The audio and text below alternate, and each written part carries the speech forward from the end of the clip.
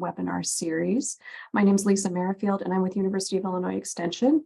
And we are so happy to host this series and anything around this topic because it's so important for the state. We are thrilled to work with Prairie Rivers Network and the Just Transition Fund on helping people be prepared for these kinds of energy transition issues and related issues. And I also want to thank USDA Rural Development and Rural Partners and all of our other partners who help us make this webinar series what it is. This is the third webinar in our series, and we can pop links for the previous two webinars into the chat. So if you've missed those, you're able to go back and get them. And, as I've alluded to, our goal is to help Illinois communities understand and capitalize on the opportunities that are available, both at the federal and state level, related to energy infrastructure, the energy transition, workforce development, and all of these related issues. So today our host is Amanda Pankow from Prairie Rivers Network. And Amanda, I will turn it over to you. Thanks so much, Lisa. So I'm going to talk to you a little bit about what you missed on webinars 1 and 2 if you were not able to join. And as Lisa said, we can share recordings for those.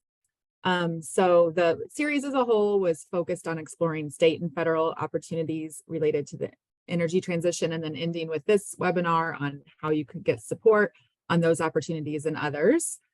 So just a bit more about each one. So you can, if you missed them, you could decide if you want to spend the time watching the video. The first webinar focused on clean energy programs for rural communities. So we talked a bit about some of the existing and new things when it comes to state and federal energy incentives, some of which made clean energy more accessible and available to municipalities and nonprofits. We then focused specifically on the New Era program, which is a funding opportunity for rural electric cooperatives. The PACE program is another clean energy program from rural development for municipalities and developers. And then finally, we heard about the REAP grant for rural small businesses and ag producers. So that was webinar number 1, really focused in on clean energy.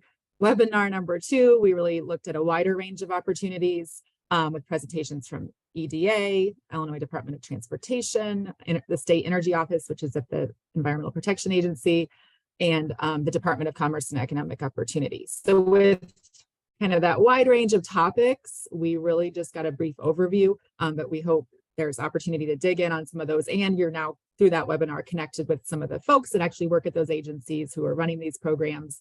And a lot of them shared contact info and welcome folks to reach out. So again, we'll share those recordings. So you're on the third and final webinar of our series where we're going to share initiatives, programs, and organizations that are helping coal communities navigate the energy transition as a whole and pursue some of these funding opportunities, not just in clean energy, but in, every community has different assets they want to capitalize on. So other opportunities as well. So if you watched those first 2 webinars and there's something there that you need help getting started on or planning for, or maybe you're ready to dive in and take advantage, today's webinar is about where to find support to do that. So looking at today's webinar, we're going to first hear from Jason Keller, who is the Assistant Director of the Illinois Department of Labor. He's with us today, though, because he chairs the Energy Transition Workforce Commission. So this is a commission that was created by Illinois State Energy Law, the Climate and Equitable Jobs Act, and he's going to tell us more about the commission, what it's done, and what it's planning to do. We have 2 presenters joining us from the Interagency Working Group on coal and power plant communities. So I'm going to call this the IWG. You might hear people call it the Energy Community IWG also. So Briggs White is the Deputy Director, so he can share more about the IWG broadly. And then Betsy Dirksen-Londrigan, State Director of Rural Development, is going to share information about past and ongoing efforts to lead what we call a rapid response team of the IWG here in Illinois. So some pretty exciting stuff there. I hope you've heard about, but if not, now's the time. We'll then hear from Rachel Young, Director of Grant Making with the Just Transition Fund. JTF has been a long supporter of work in Illinois on energy reinvestment policy. They also provide technical support and funding for coal communities. And then finally, we're going to hear from Grace Blanchard with the National Association of Counties, and she's going to share more about their Building Resilient Economies and Coal Communities initiative.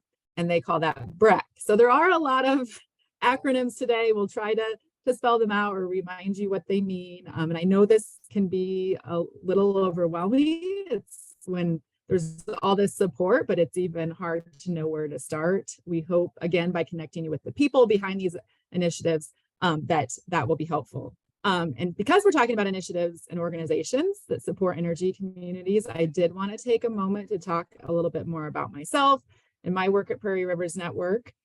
Because we are an organization that builds networks, facilitates partnerships, brings people together on days like today, people often wonder who the heck I work for. I often get confused for working for different agencies. So we are an environmental nonprofit with a mission to protect water, heal land, and inspire change. We've worked for decades across Illinois with community members in coal areas on water pollution issues. Before coming to Prairie Rivers Network, I actually worked as an environmental consultant in Illinois' coal mining industry. So I've set foot at about every active coal mine in the state. And so I've kind of merged my history as an ecologist, as someone who has worked in the coal industry, and someone who's lived in rural downstate Illinois my whole life, kind of brought those together for the work I do today. So I work with leaders, community leaders, other agencies to help navigate this transition that's happening, and address the legacy pollution of the past and look for new opportunities. So I'm a person that communicates better with real examples. So I put a few different just snapshots of things we've done, we continue to do. I'm not going to highlight these individually, but we'll just leave you with saying that, if you do need help finding more information, making connections with things you've heard on any of these webinars, you see something on this screen that captures your eye and you want to know more about, please don't hesitate to reach out to me. So with that, I'm going to stop sharing and I'm going to introduce our first speaker, Jason Keller with the Illinois Energy Transition Workforce Commission. And I will put Jason's bio in the chat so you can get to know him a bit more and let him.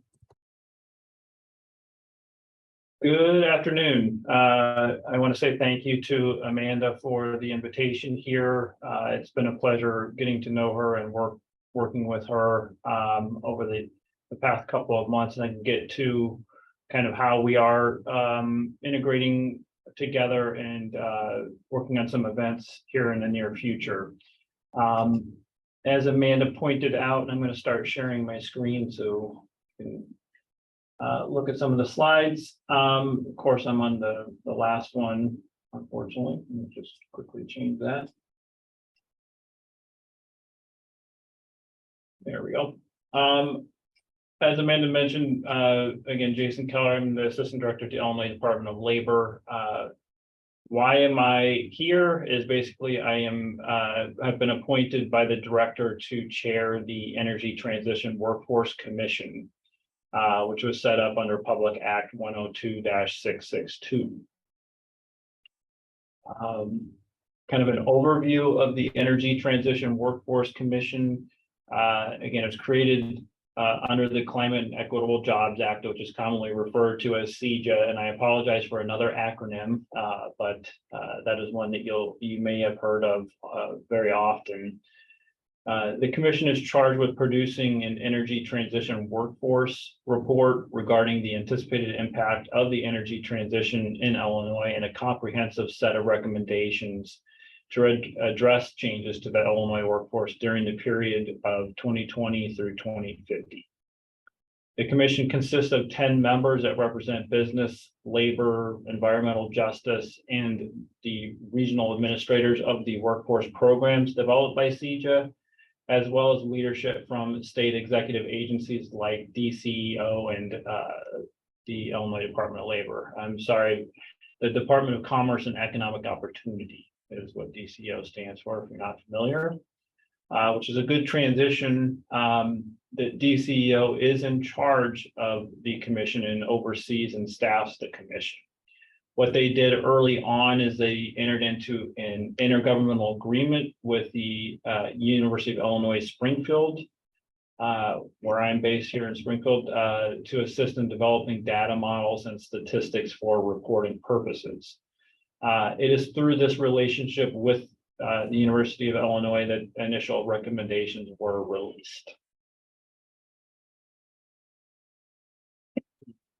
So the Energy Transition Workforce Report we were charged with coming up with. It was supposed to consist of information on the impact on current workers, including an accounting of all employees who currently work in fossil fuel energy generation, nuclear energy generation, and coal mining in the state. The anticipated schedule of closures of power plants and coal mines across the state, and an estimate of worker impacts due to scheduled closures. In addition, it was required that we show changes in the revenue for units of local government in areas that have led or are facing a closure, environmental impacts in those areas due to closures, and the economic impacts of the energy transition. The commission did file an initial report on December 8th of 2022. However, we did determine that more work and time was needed to complete all of these goals. And so we called the report filed on December 8th, phase 1, and we are working towards a phase 2 report to be filed in December of 2023. And we'll get to what that report will include in a little bit.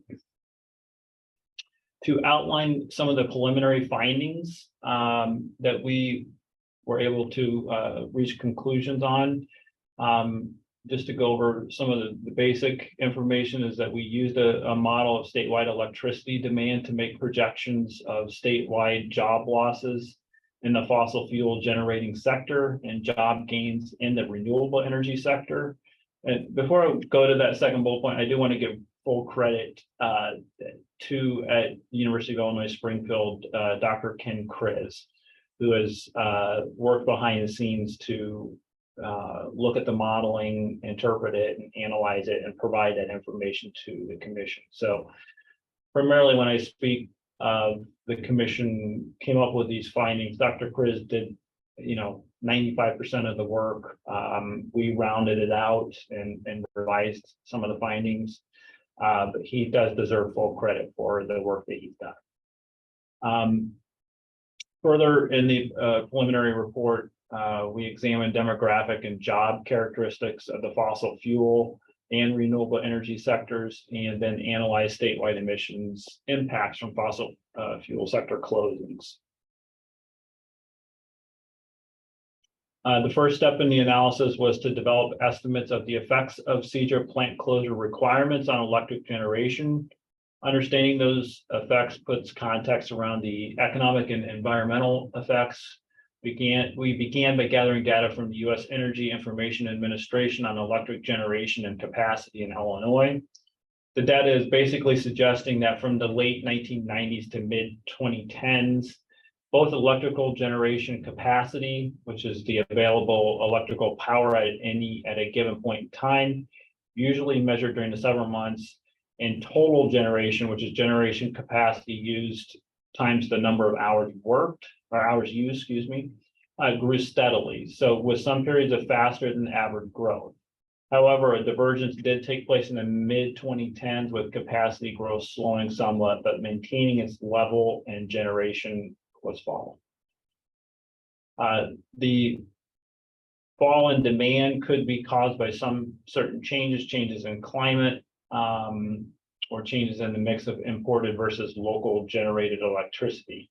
We focused on capacity as that is the important variable for planning electrical infrastructure. Sorry, I lost my place there, I apologize. Let me kind of restart over again. We focused on capacity as that is the important variable for planning electrical infrastructure, as electricity cannot be easily stored in large amounts. Therefore, there must be ample capacity in the infrastructure to keep things going. Neither one of these is a desirable outcome. So looking at further preliminary findings. Within the overall statistics on capacity, there has been a fundamental shift in the fuel types powering capacity in Illinois. In 2015, coal-fired plants were the leading source of electrical capacity, accounting for over a third of total capacity. By 2020, numerous coal-fired plants had been shuttered, and coal was now the third leading source of capacity at just under 22%. There were two primary fuel sources that replaced coal-fired capacity. The first was natural gas. Due to it being a cheaper source of fuel for power plants, natural gas power grew from just over 30% to over 35% of capacity. Though this source of fuel for power plants is relatively cleaner than coal, it still generates a significant level of greenhouse or other gases. And the second source that replaced coal power was wind. Wind generating capacity grew from just over 8% of total capacity in 2015 to over 14% in 2020. During this period, wind power capacity grew by an average of more than 10% per year, from 3.8 gigawatts in 2015 to 6.3 gigawatts in 2020.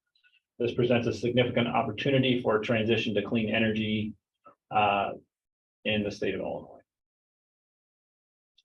The report, the requirements in the act for the report also asked us to look at the age distribution by industry. Going to move my little picture out of the way. I apologize for the small font, but I will read these off to you. Renewable industries have a slightly younger workforce overall. 23% of the workers in fossil fuel related industries are younger than 35.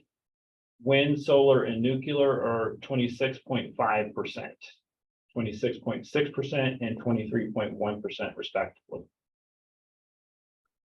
On the other end of the workforce, 23.3% of fossil fuel industry workers are 55 years or older, while older workers comprise of 19.3% of the wind industry, 20.8% of the solar, and 22.1% of the nuclear industry. As far as a gender distribution, it's not real diverse, unfortunately, in either industry. So 9 in 10 fossil fuel workers are males, 4 in 5 workers in wind, solar, and nuclear power are males. For race and ethnicity, minorities comprise less than 8% of the fossil fuel industry employees. Minorities comprise 18% of the wind industry, 23% for solar, and 13% for nuclear. While those are better, those still don't quite meet the census percentages, so still room for improvement there. I know my time's probably running short. I'm going to try to get to these last couple slides here. Effects on communities. The Energy Community Reinvestment Act requires estimates of community effects for plant closures in 3 areas. One was environmental, one was change in tax revenues, and the third was supply chain effects. We were able to get to 2 of them, with environmental being the one that we could not get to. We needed further modeling. Our report estimates that the closing of 13 coal plants will reduce total statewide emissions of nitrogen oxides by 27%, carbon dioxide emissions by about 20%, and sulfur dioxide emissions by almost 70%. This is a disproportionately strong improvement in our state emissions profile. The emissions are much lower for natural gas plants than for coal, as I mentioned earlier. Still, the state is estimated to save 9.5% of nitrogen oxide and 7.3% of carbon dioxide emissions by closing natural gas powered electricity plants. One thing I do want to hit upon, which I found probably the most interesting, is local tax revenue. The primary area where energy transition will affect local tax revenues will be seen in, obviously, in the property tax. The individual who studied this was Funderburg in 2021. We do have sites for the studies in our report, and I did put the link in the chat for the Energy Transition Workforce Commission, so you can have access to all of our resources there. But the estimated property tax impacts for coal-fired plants that have been closed or were scheduled to be closed goes accordingly like this. The total property tax revenue loss for Illinois local governments will be $55.4 million per year until 2045, consisting of $21.1 million in losses per year from the remaining coal plants and $34.3 million in losses per year from the natural gas plant closures. We then projected revenue in wind and solar, revenue gains rather. The average property tax gain from wind plants is estimated to be significantly higher than fossil fuel plants at $177.6 million per year, with solar gains estimated at $32.1 million per year for a total property tax gain of $209.7 million per year. I will again try to skip ahead a little bit so that just being mindful of time. The limitations of the findings that we produced is that there were some items obviously that were required under the Public Act that we couldn't get to. We had hoped to get information from private sources on the full-time and part-time status of workers, but we're unable to get that. We also were not able to gather enough information on the nature of job losses at plants to develop reliable estimates. As I mentioned earlier, we are awaiting on further data to outline environmental impacts as well. We will report that later this year.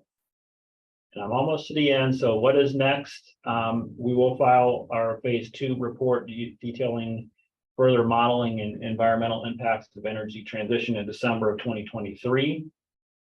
We are very excited, and what we have been working with Amanda on is holding regional meetings around the north, central, and south regions of the state later this year. So please mark your calendar if you are in these areas. We will be in Romeoville September 13th at 6 p.m. in Pekin on October 18th at 6 p.m. and in Marion November 9th at 6 p.m. there. And we are alerting local legislators in those areas, although I'm not done yet. So I'm still making my calls, at least into Pekin and Marion. So that is my report for today. This is my contact information if you need it. Not sure if you want to do questions now or save them for the end.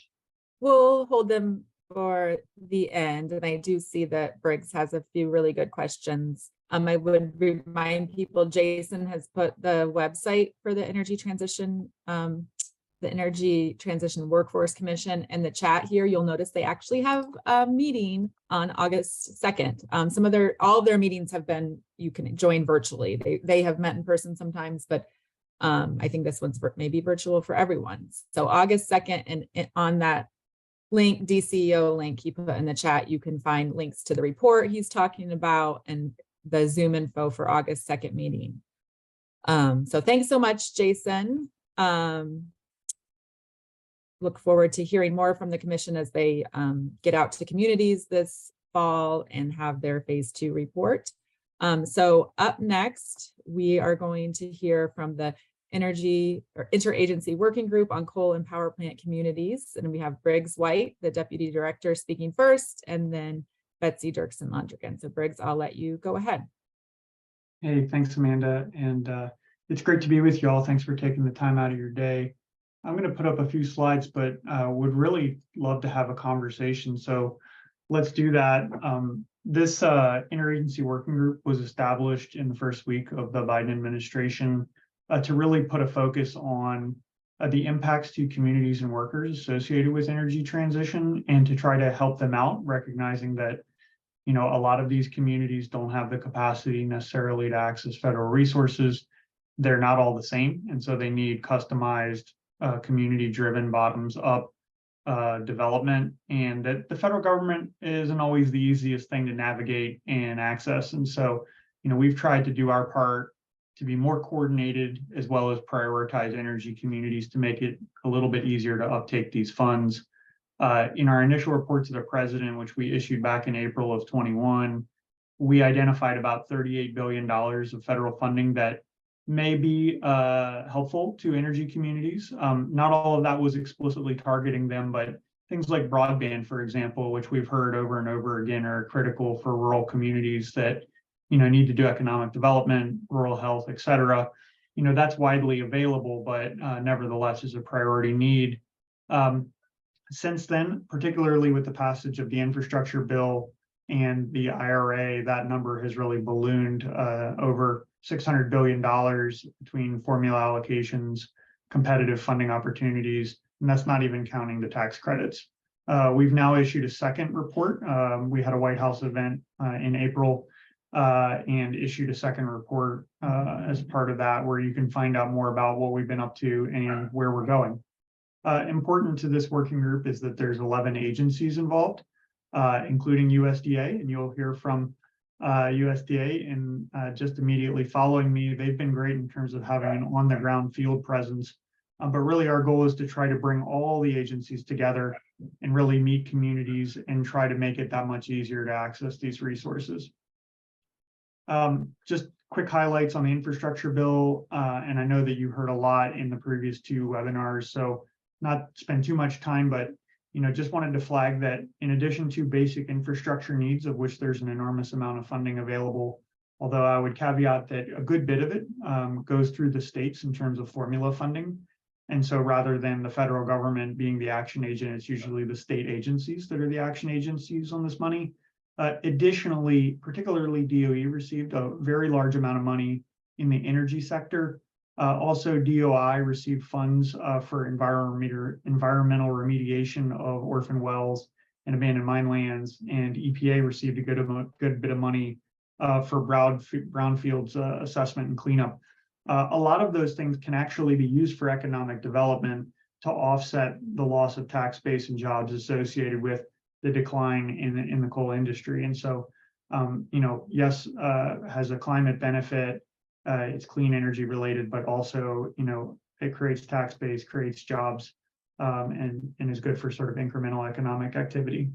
On the IRA side, again, a lot of funding, but this time much more defined specifically around energy communities, so more in now specifically targeted. DOE's loan office received an authority to invest up to $250 billion in repurposing energy assets. So that's very tailored to energy communities.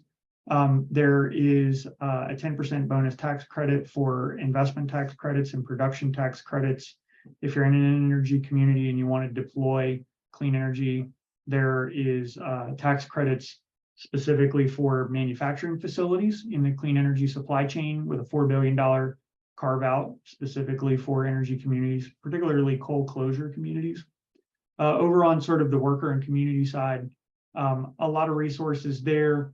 Nearly all of this is now rolled out, so it's a really exciting time. That wasn't true a couple of months ago, but a number of agencies have now gone ahead and rolled out their funding. And so this is really starting to hit the ground and get going. So it's a pretty exciting time. I just wanted to share a couple of top lines on what's available. And in addition, I wanted to flag that we have what we call a one-stop shop that we're building at energycommunities.gov. The cornerstone of it is a clearinghouse where you can go through all of the funding opportunities. So here it shows that, for example, there's 149 currently either planned or open ones. You can sort there looking, by the agency or by your eligibility type or by the purpose, say economic development, workforce training, whatever it is that you want to do. You can flag which ones have cost share and which ones don't, because we know that cost share can be a real barrier for communities to access that. But we also have informational resources. We put on events. As a matter of fact, earlier this year, we did What's in the IRA for Energy Communities. We just recently did a two-part series on overcoming common infrastructure challenges in energy communities. And then we also did a series on technical assistance earlier this year, because we know that, that technical assistance is critical to going from I have a vision to actually having a fundable project. And so we wanted to tee that up a little bit. Just wanted to flag that also on the website, we've got eligibility maps for those tax credits I mentioned, and you can try to find where you're located. If you're in the Illinois coal basin, the good news is that pretty much everywhere is eligible for these things, but you need to take a look at that as well as follow the IRS detailed guidance to confirm that. Just wanted to flag, and this will be a nice turnover to the next speaker, that, in addition to making all this funding available, we know that that's not enough, and we really want to have a presence in the field and be really coordinated with that field presence and try to bring it to workers and communities and work with them hand in hand. And it's not enough just to say that there's a bunch of funding available, but actually listen to them, understand where they want to go, and then help them understand what resources actually align with the ideas they have, and then hand them off actually to somebody that can move that project forward. So we've initiated what we call rapid response teams. We started it off in Wyoming. Late last fall, we had an event in Carbondale where we announced our Illinois Coal Basin Rapid Response Team, which is led by USDA, and you're going to hear a little bit more about that next. So I think I'm just going to go ahead and hand it off at this point, and I'll take down my slides. Thank you very much, Briggs, and thanks to the work of the IWG and Illinois. I think we are all grateful that we were one of the first regions to receive some support, and that's ongoing. And we're going to hear more about that from Betsy, State Director of Rural Development and head of the Rapid Response Team for the IWG here in Illinois. So take it away. Thank you, Amanda, and thanks for having us today. And I want to point out what an amazing partner, leader Briggs has been from the beginning, but Amanda has been there from the get-go. And Amanda, we would not be making the progress that we're making in Illinois without you. So thank you for everything that you do. So I'm going to share a screen, just share a little bit about the sort of process that we've taken in Illinois to try to make this, all these huge opportunities and all of this funding to make it digestible for communities. So give me a second here. Okay. So as Briggs mentioned, we have these rapid response teams. And so first of all, the Illinois Basin is comprised of central and southern Illinois, southwest Indiana, and western Kentucky. But obviously we're going to focus on Illinois today. And the approach that we have taken is to bring together the federal agencies that are part of the IWG, but also to bring in so many of our amazing partners, like Amanda from Prairie Rivers, like Rachel from Just Transition Fund, but our state agencies. And so we're really trying to all just get on the same page so that we can bring these opportunities to communities. Because one of the things that, especially with my role in rural development, that we hear from folks so much is just, where do I start? Or I have this great project, what do I do? And so that's kind of what we're trying to fill in there. So what we've done is, and this is an example from what we did in Indiana. Let me move on to back to Illinois. Okay, so in Illinois, the approach that we've taken are these 2-day funding review workshop events. And so let's just take, for example, what day one would look like. And we've had 3 of these. We did one in Havana, we did one in Marion, and one in Effingham. And we work with the local regional economic development planning commissions. And we solicit applications from that certain geographic area. And when I say applications, what I mean is applications to make a presentation in front of all of these assembled agencies about a project that your town has. And some of the projects are pretty straightforward, some are very complex. And so if it's a straightforward project and we receive your application, then what we might do is just immediately connect you to the right person in an agency. And when I say connect you, I don't mean just respond to you and say, oh, well, I think that EPA has a program for this. That's not what I mean. It means personally introducing you to the right person at the agency, making a warm handoff and introduction so that they are then prepared to take you to the next step, whether that is answering your questions, whether it's helping you make sure that you have got the correct program and application, and so on. Now, if your project is more complex, then we do invite you to make a presentation, because we find that that's most valuable for both your project and for the agencies to be able to really dig in and participate with you. And so what that might look like is you being invited to come in, make your presentation. You probably take about 10 or 15 minutes to do your overall talk. And then this is where really I think that the magic happens. And that is that all of these agencies that have all of these different programs can start raising their hands and saying like, hi, I'm Mike, I'm from Rural Development, and I think that we have a business development grant that might help you. So I'm going to be your person with RD. And another person might raise their hand and say, hi, I'm Pat, I'm from Illinois Department of Natural Resources. I think we might have a program that can help you. So I'm going to take this piece and I'm going to work with you on it. And then sometimes those conversations turn into strategy sessions, like, have you thought about this? Or what about this? Or can we take this first piece and then move it into a second piece? And so there's all kinds of things that go on. But at the end of that presentation, what I can promise you is that you will walk out with not just with a list of names, but it's really going to be your next steps, because we will have identified every person in the room, the agency that spoke up and said that they have a program that could be helpful to you, and the name, contact information, phone number, email, everything to the person that you just spoke with. So as you walk out, you have your next steps for following up about your project. And that's what we do on day one. And then on day two, it looks a little bit differently. It looks a little bit more like this, where it is a workshop. And the workshop was really a product of what we heard people want, and it's trying to address the needs of communities that maybe just quite aren't that level of readiness to make a project presentation, but really want to learn more. So the morning starts with a few different panels, and it's a combination of federal and state agencies who are there talking about the programs that they have, the specific funding opportunities, and really trying to target that into especially building in some of the special opportunities for people who are in these energy communities. And then after the panels, we go right into workshop mode.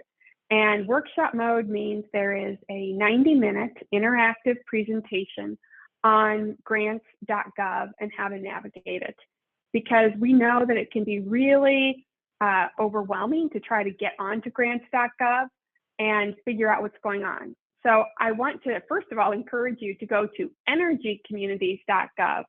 Briggs and his team have created an amazing funding clearinghouse that has opportunities that are really targeted at coal communities. And so start with that one. Still, once you start thinking about what it means to actually try to apply for a grant, it can be a little bit like, oh my gosh, yikes, like, how do I do this? Well, we're trying to take some of those question marks and some of that fear factor away from you. And so you'll bring your laptop, and if you don't have one, then we'll provide one for you. And we'll work with you to help you navigate these websites and kind of figure out what's going on, how to look for it, and then what it means to actually apply for the grant, what happens if you get the grant, what kind of reporting do you have to do, what does that mean, what kind of personal time investment and energy investment are you making, those types of things. So it's a great workshop. And then following that workshop, we're trying to help people take even that very next step, which is to apply for your unique identifying number. So anybody who has gotten to the point of applying for a federal or a state application knows that you have to have a unique identifier. For federal, that's SAMS.gov. For state, it's the GATA portal.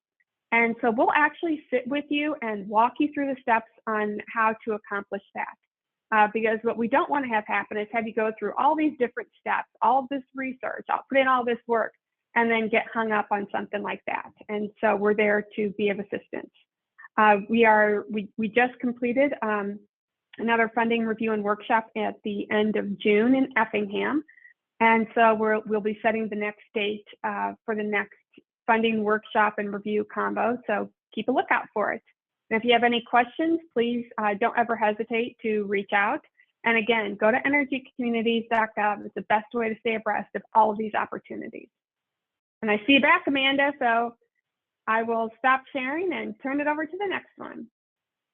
Thank you so much to Betsy, and Betsy and her team at Rural Development are just amazing folks. And if you get a chance to go to one of those funding review meetings, I would highly recommend it. I had to miss the one in Effingham and was like genuinely disappointed. So looking forward to the next one. So next up, we have Rachel Young with the Just Transition Fund. Again, the Just Transition Fund has been a longtime partner of mine, Prairie Rivers Network in Illinois, both doing like on the ground work and funding work. So I will hand it to Rachel for her presentation. Thanks, Amanda. Just gonna share my screen here. How's that?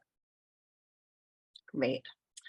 Well, first of all, it's just been really wonderful to play a role co-hosting this webinar series with University of Illinois Extension and with Prairie Rivers Network. So, and I just so appreciate the opportunity to also be here to share more about our work with all of you today, with so many of our amazing partners who are also on the agenda today. So yeah, just a real pleasure and honor to follow Briggs and Betsy. So the Just Transition Fund, we are a national organization. We work in coal communities across the country to help them overcome the economic challenges brought about by the decline of the industry. We've been around for about well, going on 10 years. We actually got our start when the Obama administration created the Federal Power Program, which was the first time that federal funds were made available specifically to support coal communities in economic transition. So we have a long track record of helping coal communities across the country now access federal funding. And so that's what I'm here to talk with you about today. And in addition to this, what we call our federal access work, we also do work at the state and the federal level to advocate for strong and robust transition policy and funding programs. And we also convene our partners to help ensure that practitioner leaders across the country are able to connect with each other and share lessons learned. So where we work in rural communities across the country that are, again, impacted by the decline of the coal industry. By our count, 372 counties, more than 10% of the country are home to a coal mine, a coal plant, or both. So it's a huge problem. And we prioritize the communities that are the hardest hit.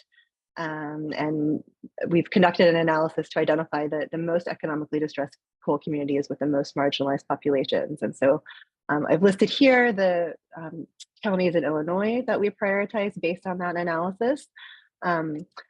That said, I also want to emphasize that we know that coal impacts in the state extend beyond the counties listed here, and that also impacts don't stop at the county line. And so our programs and services are available to all coal impacted communities. So please don't hesitate to reach out to us, even if you may not see your county listed here. I want to say, before I dive into our Federal Access Center, I want to say a quick word about federal access for what? What is this funding for? In our experience, the most sustainable economic development projects really build from the assets of a place and are created by local leaders. We have found that communities really need the right mix of economic development strategies, workforce programs, and infrastructure investments to build local capacity to catalyze change. And so the projects that we support advance one, economic diversification across a range of sectors. So these include but are not limited to opportunities in the clean energy sector, sustainable agriculture, remote work, outdoor tourism and recreation, manufacturing, and mine land and plant reclamation. We also support workforce development programs in these sectors, as well as broadband infrastructure and affordability initiatives. I won't belabor this slide, but I think everyone on this call knows that just because the funding is available, as we've all been speaking to, doesn't mean that it is easy for communities to access. There are so many programs across so many agencies with so many different requirements, including often matching fund requirements. And so that is why we launched our Federal Access Center so that we could help communities overcome these barriers. And so last year we launched our Federal Access Center, which was really kind of an expansion and a rebranding of work that we've been doing for a long time in response to the huge moment of opportunity at the federal level to access the billions of dollars in funding available for rural economic development that Briggs and others covered. And so we provide two key forms of services that I want to highlight today. One is what we call our application ready support. And these are grants of up to $100,000 to support any of the costs associated with developing a federal application. The most common requests that we see are for matching funds and for grant writers. I've called out those two on the slide, but we also provide support for staff capacity, funding to convene partners and stakeholders, other expert consultant needs. So these grants are really flexible, and they are also, we turn around decisions really quickly. They're very much rapid response, rolling basis style grants, as federal funding deadlines come and go throughout the year. We also provide technical assistance. We have a bunch of experts who have expertise in different agencies and funding programs who can review proposals and provide feedback. So that's application ready support. In addition, we provide what we call early stage support, recognizing that it takes a lot of work to get to a place, as Betsy was just speaking to be able to apply for federal funding. And so this support provides both organizational capacity building as well as project development support to help communities really build their readiness to apply. Our major program this year is our Coal Communities Get Ready Challenge, which we'll announce. We'll be very excited to announce our cohort of awardees this fall. We got a number of really exciting applications from Illinois, so really excited to announce that cohort later this year. And we're also always developing new programming based on the needs we're hearing for the field. So if you are thinking about applying for federal funding, please do reach out to us. I want to provide a quick example of a partnership that we have in Central Illinois with Greater Peoria EDC. We are, through this early stage support that I just referenced, we're providing both funding and technical assistance to support their work to conduct broadband feasibility studies in several counties in their region. The studies are intended to identify a community need for broadband and provide the data that's really needed to be able to build public-private partnerships with local internet service providers to go after federal funds and expand internet service. So we're really excited about that partnership. This slide just is nuts and bolts on how you contact us, what that application process looks like. So to be eligible, we support both 501c3 nonprofit organizations as well as local governments located in coal impacted communities, working on economic development, workforce, or broadband infrastructure projects, and that are planning to apply for federal funds. So those are the very basic eligibility criteria. If you meet those, please reach out to us. We have a very quick 1-minute inquiry form. I'll provide a link in a moment. We'll do a quick eligibility check and may reach out for a call to learn more, may send you our very quick streamlined application if that's the right next step, but we'll kind of route you appropriately. The first step is just to fill out that quick form. So I will share that. Oh, that's on my next slide. This slide, I also have a slide with some of the many programs available to support coal transitioning communities. These are programs with deadlines coming up this year. I won't linger here. I see Amanda popping back on. We have helped communities leverage going on 400 million to date. So we're really proud of our track record and really excited to work closely in Illinois to help grow that number. So with that, I will share, I know we're going to share the slides, so this has the link and the QR code to help you find our materials, find that form that I mentioned. You can also just reach out directly to me. Here's my contact info, and I will leave it there and turn it back over to you, Amanda. Thank you so much, Rachel. Encourage folks to not be shy about reaching out to Just Transition Fund. I selfishly want as much support for Illinois as we can get, although I do love our Appalachian and other partners across the state that we work with as well. So I will hand it to our last presenter, Grace, with the National Association of Counties Building Resilient Coal Communities Initiative.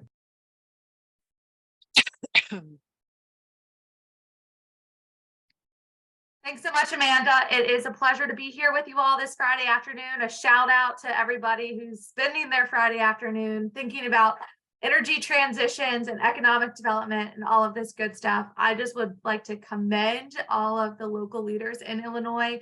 You all are really embracing this as a challenge that you all want to overcome. It's been a pleasure to listen in on several meetings that Betsy's been a part of. And just want to recognize that you all are doing everything in your capacity to take on this challenge and overcome this shock to your economy. My name is Grace Blanchard, and I work at the National Association of Counties on our Building Resilient Economies and Coal Communities initiative. This is a community of practice that was supported by the Economic Development Administration. And really the goal is to empower coal communities to strengthen the future of their economy. So we're talking about economic resilience. We're talking about the ability to overcome and bounce back from economic shocks, to have a diverse and resilient economy. That's at the fundamental of all of our work. Recognizing that this is a challenge that is impacting regions across the country. So highlighting here that this is very relevant to the Illinois basin, and through our programming, we want to connect your region to other regions across the country that are facing similar challenges. So that includes the Rocky Mountain West, that includes lessons from the Appalachian region, and as well as the Four Corners, really sharing those best practices, presenting a network of support. Here is just a quick overview, and I'm running through this because I know we're short on time, but we've got 4 key activities that are part of our program. The first is our BREC National Network, and I'll just say that this is an open door to all local leaders, all coal community stakeholders.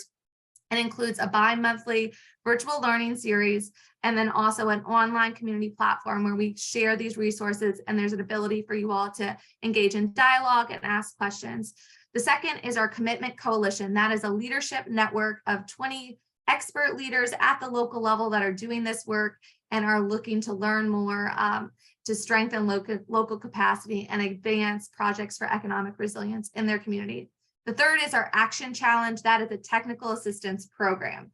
And then the fourth is our storytelling campaign. So that's really our attempt to capture some of these best practices, these stories and community case studies, so that you all can learn from each other, that we are not having to recreate the wheel when it comes to things like infrastructure investment, revenue replacement, these challenges that are shared across the board. So like I said, this is in partnership with the Economic Development Administration, but we also are really grateful to have 3 partners on the project, including Community Builders, which is based in Colorado, the West Virginia Community Development Hub, and EntreWorks Consulting. And they are really providing the technical assistance, working directly with communities in a side-by-side approach to identify projects that will help strengthen local economies. So the first one I did just want to dive into a little bit more because this is open. This is no barrier to joining this, and it is some really good content that we're sharing. So the BREC National Network holds bi-monthly virtual meetings. There's 3 things that you can expect to get out of each meeting. First is a toolkit, a framework for economic diversification. So really that lesson overview of how you can do some of this work. The second is a community case study. So really that boots on the ground perspective of how this work is being done at a local level. How can you learn from another locality and adapt that to your community? And then the third is, I think we all mentioned, there's so many resources. So our goal is to always curate a series of 3 resources that are kind of applicable to that topic. So just yesterday, we were diving into the topic of outdoor recreation and how that can be a component of economic diversification in your community. And we shared resources and a case study of that. Here's just an overview of the topics that we are going to cover through the BREC National Network. So you can look forward to those. And here is how you can join it. So first of all, it's really easy. You can just visit our website, naco.org/BREC, and then you can also take a picture of this QR code, and that's how you join and become a part of our online community platform. So really want to welcome you all and encourage you all to participate in that. The second is our coalition, and this is, like I mentioned, it is 20 local leaders. I saw that Carla Vita's on the call. She is a part of our coalition. And these are champions doing the work at the local level. They are real advocates for their community, helping to support their transition from coal industries to other industries. So these folks in this picture are really doing the work and are a great resource to draw from. And I did just want to highlight, there's a local leader, Commissioner Mark Kina with Randolph County, Illinois, is one of the 20 local leaders that were selected for this. And he's identified 3 areas that he is looking to support his community in, and that's community health, alternative energy, and workforce transitions. So he will be using, he's a part of the BREC Coalition, which is a 2-year program for peer learning. To use that time to kind of really build out his knowledge in these topics and share that back with his community, and I'm sure his neighboring communities as well. So just wanted to shout him out as a member of the coalition, as a local champion from Illinois. The third thing, which I think is sort of the most tangible thing that the BREC program offers, is our Action Challenge. So that's a technical assistance program where communities can apply, and they work with a coach from one of our partner organizations for a year to create an individualized economic diversification strategy. So this is really built from the ground up. We have 8 teams that we're working with right now. And then here is sort of the process that they're walking through. So first is kind of looking at the policies and revisiting those plans, identifying those opportunities, where are the gaps. And then fourth is kind of identifying those projects, building those out. And then the fifth is really identifying those resources and how can a community be matched with those and move into implementation in a very strategic and thoughtful way. I did just want to highlight, so applications for cohort 2, like the Just Transition Fund, this is called a challenge, but the Action Challenge cohort 2 applications will be open in September 2023.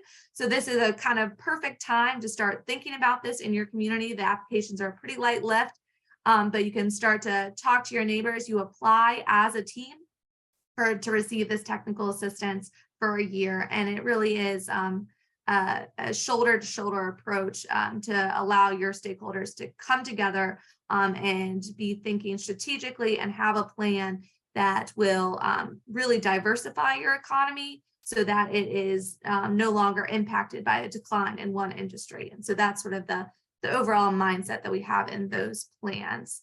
And then just wanted to kind of circle back and say that really, the BREC National Network would love to see you all participate in that. I know that many of the Illinois communities already do. And then I'll share my contact information in the chat as well as just a welcome to be in touch anytime. We really are looking to connect communities across the country and share these best practices. So that's kind of the bread and butter of the BREC program. And really appreciate you all taking the time to be here. Thank you so much, Grace. And so we don't have a lot of questions in the chat, so maybe that's okay that we don't have much time for Q&A. I know Greg's asked a couple of real thoughtful questions about Jason's presentation on what's driving the tax benefit differences and magnitudes for solar and wind. And another one about construction and operation jobs and renewables. And Jason, I don't know if you have any reflections on those questions. And we'd certainly have, great resources to connect bricks to if you don't today, but go ahead. Okay, yep, I think I can answer. So what our report saw is that overall in the fossil fuel sector, Illinois is projected to lose about 4,900 jobs by 2045. 2,500 of those will be in in coal mines. Against those losses, then our report estimates that renewable job gains on the lower side would be about 7,200 gains. If you're looking at a more higher estimate, it would be about 21,000 for renewable jobs. So therefore, we project, somewhere between 2,300 and 16,000 jobs over the next 23 years from the transition to electric generation with clean energy. That obviously, some of those job losses are going to impact the property tax revenue coming in. And obviously, if a large business shuts down, that impacts it as well. That won't be seen across the state. It's going to be somewhat, regional, and some areas are going to be disproportionately worse than others. 3 counties take the brunt of it, which will be Washington, Will, and Williamson, where they're projected to have 400 or more job losses, while an additional 4 counties, Franklin, Lawrence, Perry, and Randolph, are estimated to lose about 300 to 400 jobs. Again, most of those losses are going to be in the central and southern region of the state, with the exception of Will County in the north. I think Briggs asked about the construction jobs. We do see an impact.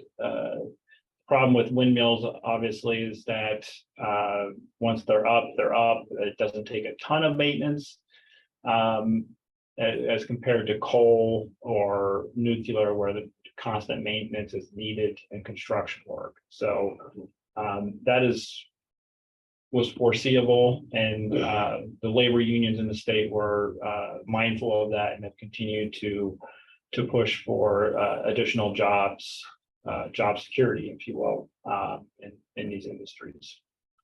Hopefully that answers your question. Happy to take any. Yeah, maybe we can take it offline, but I appreciate those comments. Thanks, Jason. Yep, thank you.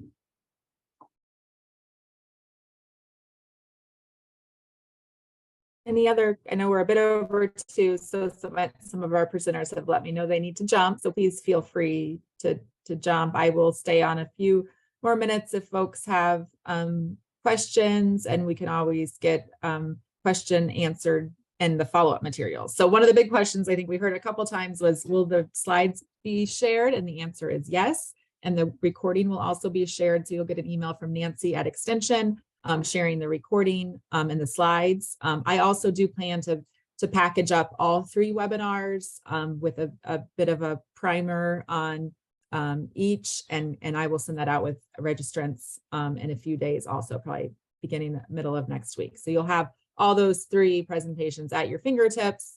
And again, in the, listen to those first 2, look at the opportunities that you think might be something that's meant for your community, and then let's get you connected with some of the people on today that can help you go after those, whether it's just initial planning or actually putting in applications. So encourage folks to reach out. And I'll stick around for a moment here and see if there are any final questions in the chat. And folks, presenters, thank you so much. Thanks to Extension. Lisa, I don't know if you want to say any final words, but thank you, everybody. Yeah, and my final words are just thank you so much. Thank you, Amanda, for shepherding this process through. Thank you for Rachel for helping us pull this all together, and all of our other partners. And thanks to all of you for joining us today.